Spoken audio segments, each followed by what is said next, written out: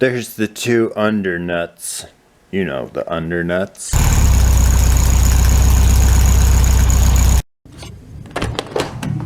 Well, hello ladies and gentlemen, and welcome back to the vwnut 1967 channel.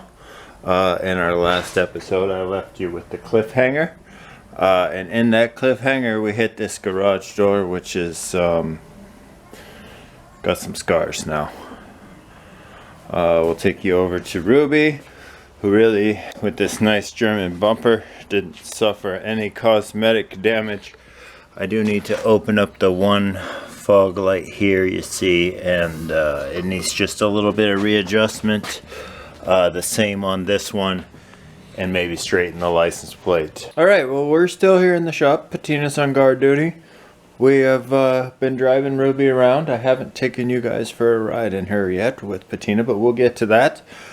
What we're here to talk about today...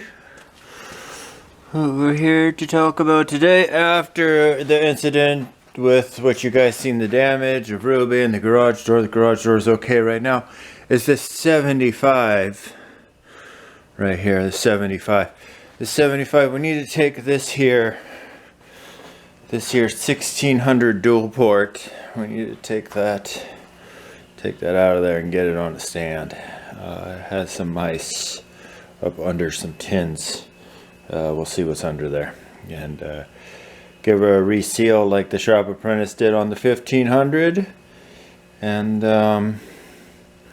see what we got for compression and go from there. So without further ado, I'm going to take off that, and then I will take off the rear, you know, the rear right there. You're right. She knows. See her over there. She knows, like, you know, right? I'm going to take that off. And then I'm going to, it's a Baja, so the engine out should be pretty easy. So that's what we're up to. This 75 belongs to one of my neighbors. You know, my other neighbor, Musty One. We live in a place where the Volkswagens are prevalent. A lot of our neighbors are Volkswagen people. This one ended up here because I had offered to go ahead and do this exact thing to this engine. And so that's what's going to happen. Alright, so that came off pretty easy, but I turned you guys on. I get the debris out of there so that we could leave a little note to future Brian about how all of that looked. Okay. Sincerely, Present Brian. Hey.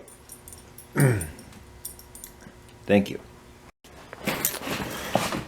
Pardon me, Mr. Squirrel or Chipmunk Butt. You seem to have left your nuts.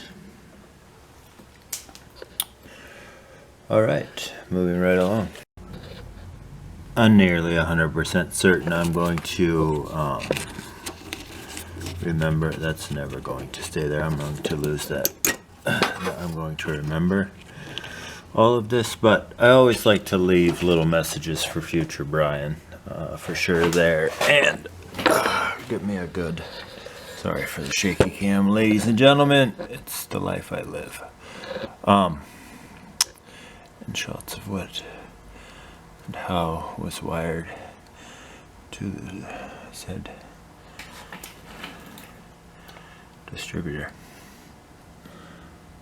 This may be bigger than a 1600 even. Alright, future Brian. Sincerely, Present Brian.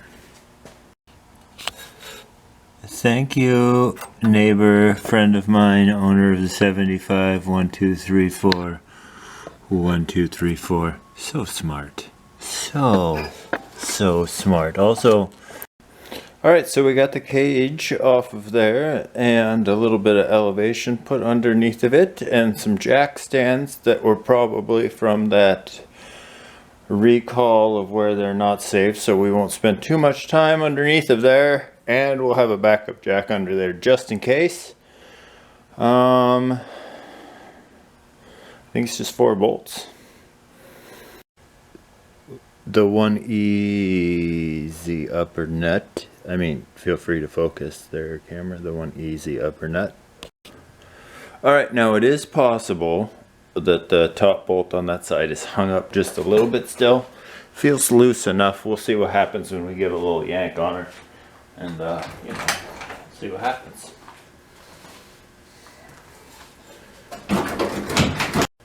Alright, this will be the money shots for all the monies.